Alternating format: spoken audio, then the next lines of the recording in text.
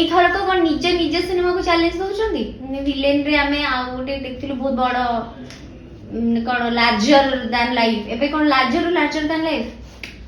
ମାନେ ମତେ ଲାଗେ ବେଳେ ବେଳେ ଆପଣ ନିଜେ ନିଜକୁ ଚ୍ୟାଲେଞ୍ଜ ଦିଅନ୍ତି ହଁ ଏକ୍ସାକ୍ଟଲି ମୁଁ ନିଜକୁ ହିଁ କମ୍ପିଟ୍ କରେ ନିଜକୁ କାହିଁକି ଯଦି ଯାହା କରିଛି ସେତିକିରେ ହିଁ ରହିବି ତାହେଲେ ଲୋକମାନେ ମେ ବି ସବୁବେଳେ ଲୋକମାନେ ସବୁବେଳେ ଅଧିକା ଚାହାନ୍ତି କହନ୍ତି ନା ଦିଲ ମାଙ୍ଗେ ମୋର ତ ସବୁବେଳେ ଆମର ବି ଏକ୍ସପେକ୍ଟେସନ ସବୁବେଳେ ସମସ୍ତଙ୍କର ଅଧିକା ହିଁ ରୁହେ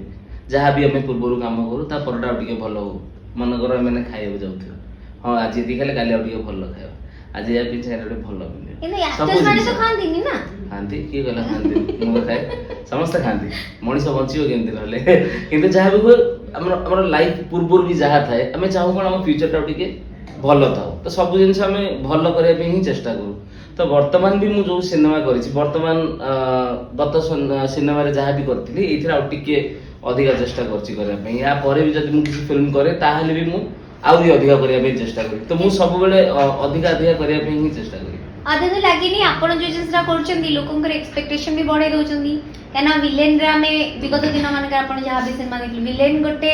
ବହୁତ ବଡ କାଷ୍ଟିଂ ଥିଲା ବଡ କାନଭାସ ଥିଲା ମେସିନ ଗନ୍ ଯୋଉଟା କେଜିଏଫ ଆଉ ଆନିମଲ ଆମେ ଦେଖିଲୁ ତାକୁ ଆମେ ଦେଖିଲୁ ଲାଷ୍ଟ ର ସିକ୍ୱେନ୍ସ ମୋର ଆଜି ବି ମନେ ଅଛି କେତେ ସୁନ୍ଦର ଥିଲା ଲୋକଙ୍କ ଏକ୍ସପେକ୍ଟେସନ ବଢିବ